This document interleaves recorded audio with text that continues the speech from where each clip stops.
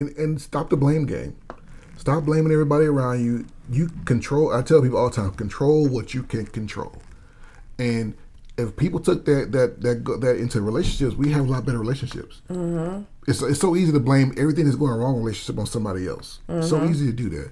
It's much harder to look at yourself and say, "What am I doing?" Yep.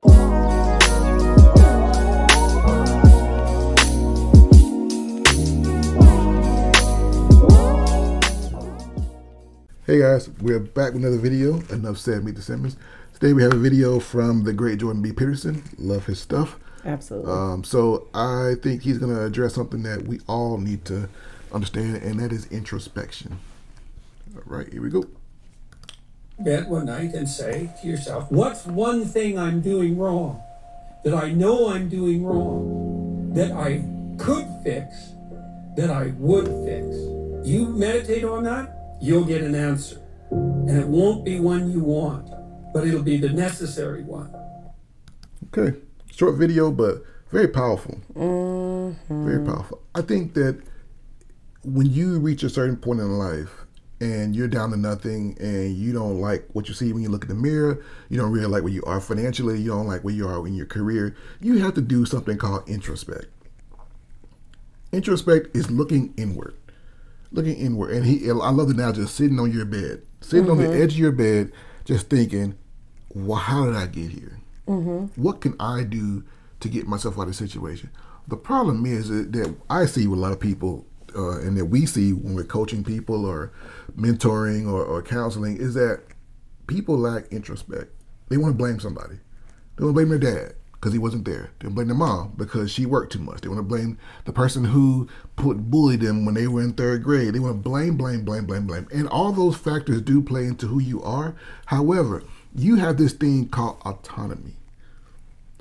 Personal autonomy. You have the ability to be in control of what you do, where you are, and I think that's the problem with a lot of people. They never take on their own autonomy. What do you think? What have you seen in this area? You deal with children a lot, so what do you think? I agree. I think people hate introspect because they don't want to sit down long enough to reflect on their own behaviors or their own choices. It's much easier, like you said, to blame others and to have a cause for why they are the way that they are. And yes, trauma happens and you go through life and you have different experiences, but to sit still long enough to say, I habitually make bad choices. Why? Yeah. And to just sit there until you really see what that answer is. And a lot of people, and then you'll have people that'll say, well, I don't know how to do it. Of course you do. You make choices every day. So all you're doing, when I was in the military, I'll give a quick example because this is how I see it in my mind. When I was in the military, one of the things we had to do is we had to inventory what we had. Well, when you do introspect, that's what you're doing. You're taking an inventory of what's there. You're looking around. You're basically in your mind kind of going, okay, I have these kind of thoughts. I have these behaviors. Take an inventory, see what's there, and then start to kind of figure out why. Why are these things there? Why do I still allow these things in? So that's kind of how I see it. You're taking an inventory of what's really in you. Yeah, and you don't have to always, come up with a solution at that point. You're just taking an inventory. This is what I have. This is what I do. We both been there. I've done that. I sat on the edge of my bed and was like, I don't like the way I feel. I'm tired of being tired.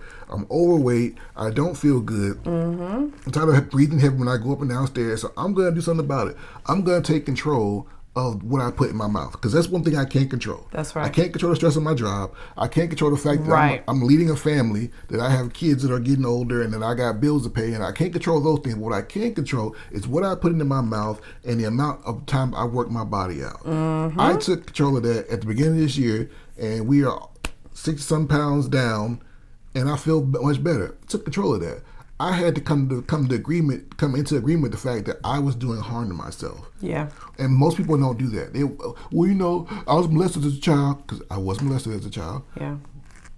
But that was 40-some years ago.